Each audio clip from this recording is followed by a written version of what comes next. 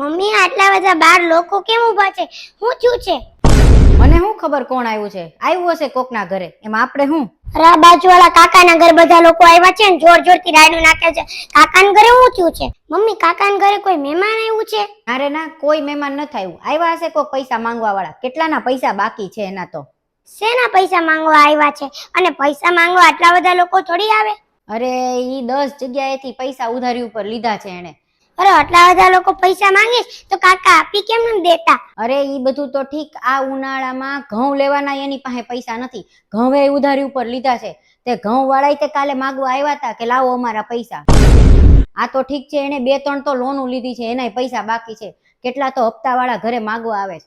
હું વાત કરીશ, કાકાના ઘઉંના પૈસા બાકી? અને કાં તો બહુ કરશે ને અને પૈસા નહીં ભરે ને તો બેંક વાળા જ આવવાના છે, અને લોન નથી ભરતા એટલે બેંક વાળા ઘરે બંધ કરીને વયા જાય. એમ નહીં, લોન વાળા કાકાનું ઘર બંધ કરીને વયા જાય તો કાકા ક્યાં જશે? પછી રસ્તે આવી જાય કાકા, ખબર નહીં ક્યાં જાહે.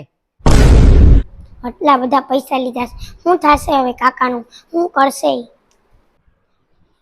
અરે આ બાજુવાળા કાકાના ઘરે કાલ આવ્યા હતા ને પૈસા માંગવા, તો મને એક એનો આઈડિયા આવ્યો છે. હવે તને વળી શું નવો આઈડિયા આવ્યો છે? મમ્મી એમાં આપણે કઈ કાકાની મદદ કરી હોય તો આપણે કાકાની મદદ ન કરી શકીએ? આપણે મદદ કરીએ તો એમ કરાતી હશે કોઈ દિવસ મદદ? કાકાની બધી લોન ને કાકાના બધા પૈસા ને એ બધું આપણે ભરી દઈએ તો?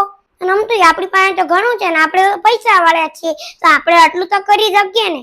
અરે એને ટેવ પડી જાય, એક વખત આપણે મદદ કરશું ને તો પછી કાયમ બધા પાસેથી પૈસા ઉધારે લીધા કરશે, અને પછી દર વખતે આપણે જ ભરવાના થશે. કેટલીક વખત આપણે પૈસા ભરશું એના? કાકાની જગ્યાએ આપણે હોત અને આપણી જગ્યાએ કાકા હોત તો કાકા આપણી મદદ ન કરે? મમ્મી એકવાર ખબર છે ને, પપ્પા એના કામથી બહાર ગામ ગયા હતા અને હું માંદો પડી ગયો હતો, અને અડધી રાતે મને હોસ્પિટલ લઈ ગયા હતા, અને એની પાસે પૈસા નહોતા ને તો એને દવાનો ખર્ચો આપ્યો હતો. અને વિચાર, ત્યારે પપ્પાય નહોતા અને કાકાએ મારી મદદ ન કરી હોત તો હું થાત. મમ્મી તારે સમજવું જોઈએ, આપણે એની મદદ કરવી જોઈએ. જો ઘરના તે એકબીજાની મદદ નહીં કરે તો કોણ કરશે?